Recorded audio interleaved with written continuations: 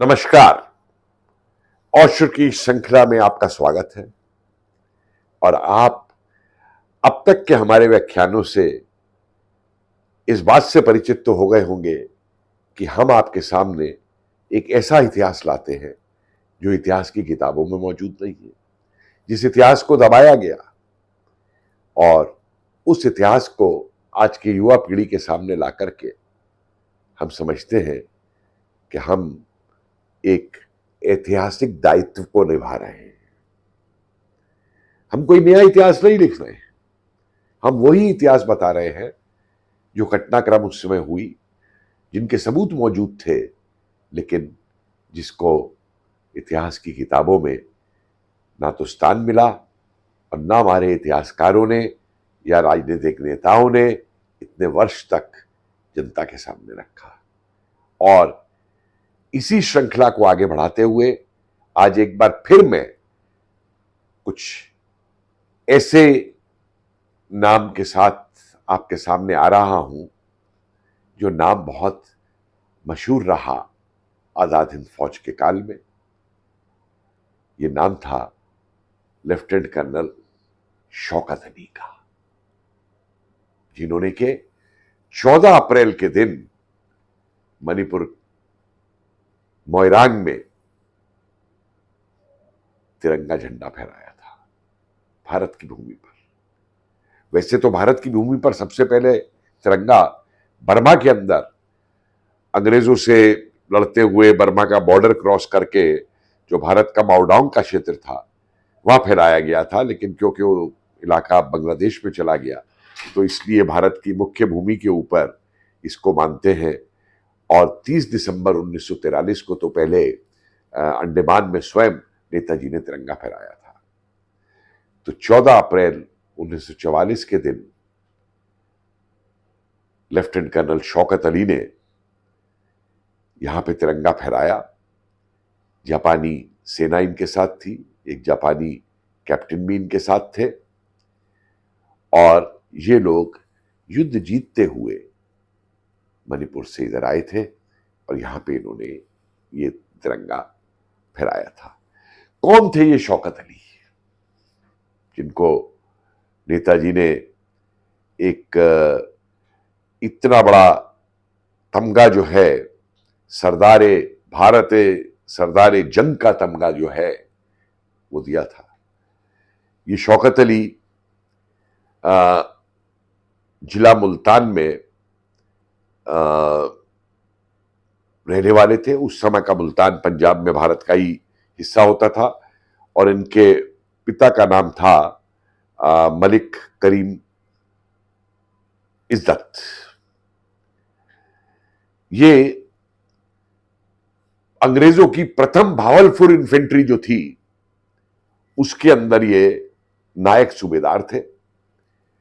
जब ये आजाद हिंद फौज में शामिल हो गए देश की आजादी के लिए लड़ने के लिए, अंग्रेजों के वर्दी उतार के अंग्रेजी सेना की, तो इनको लेफ्टिनेंट कर्नल का पद जो है आजाद हिंद सरकार के अंदर प्राप्त हुआ था। और ये एक खुफिया समूह को भी उस समय रिप्रेजेंट करते थे, जिसका काम दुश्मन की लाइंस में जाके उनसे जानकारी हासिल करना, लोगों को अपने साथ मिलाना आदि आदि था। और संघर्ष तो अंग्रेजों से था ही।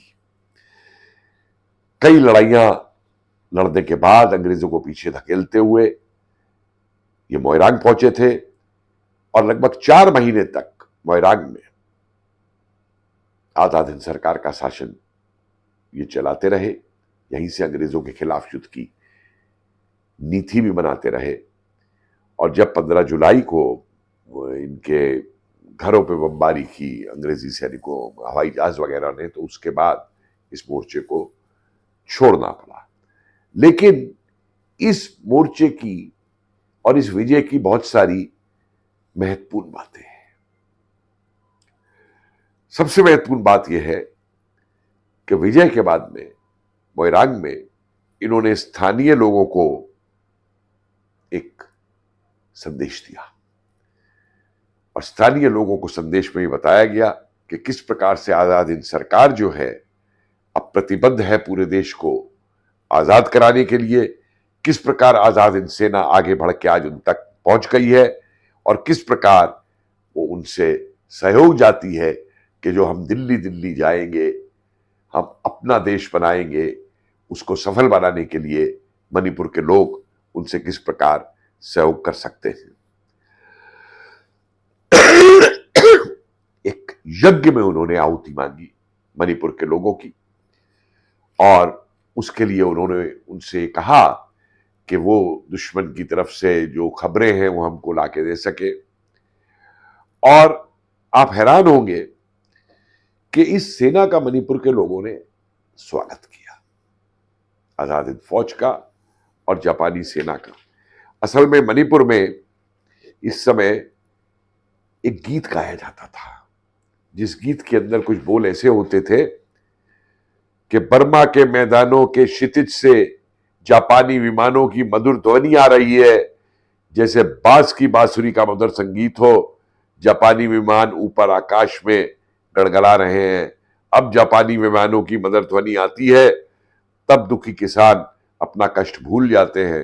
पंचुक्की की मदर लय को की तरह जापानी विमानों की मदर गीत ऊपर से आ रही है और इसको ये लोग मानते थे कि सूर्य जो है पूरब से आया है और पूरब से आने वाला ही उनको कोई आजाद कराएगा।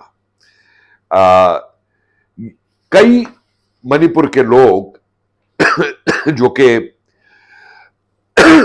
उस समय की मणिपुर के अंदर जो निखिल मणिपुरी महासभा थी, जो अंडरग्राउंड रूप से अंग्रेजों के खिलाफ काम करते थे, वो आके इसमें शामिल हो गए आजाद हिंद फौज के अंदर। और उसके बाद तो एक होड़ सी लग गई मणिपुर के लोगों की इनको समर्थन देने के लिए। और आप ये समझिए कि लगभग 18,000 वर्ग मील का इलाका जो है वो अंग्रेजों से उस समय स्वतंत्र करा दिया गया था। इन लोगों ने केवल बड़े लोग ही नहीं, गांव के बच्चे तक जो हैं, जो अंग्रेजी विमान पर्चे घेरते थे ब्रितानवी सेना का दुष्प्रचार करते हुए आजाद हिंद फौज के खिलाफ, क्या आओ और वापस ब्रितानवी सेना में आ जाओ, तुम्हारे घर वाले तुम्हारा इंतजार कर रहे हैं, वो कर रहे हैं। तो छोटे छोटे बच्चे जो हैं उन गिरे हुए पर्चों की पतंग बना करके उड़ाया करते थे वहां पे और आजाद हिंद फौज के लिए काम करते थे। इसमें मेती थे, नागा थे। नागाओं ने तो ये साफ कर दिया था कि हम अंग्रेजों को नहीं चाहते, ना ही हमें अपने इलाके में जापानियों को चाहते हैं। हम केवल चाहते हैं हमारा अपना राजा नेताजी सुभाष चंद्र बोस।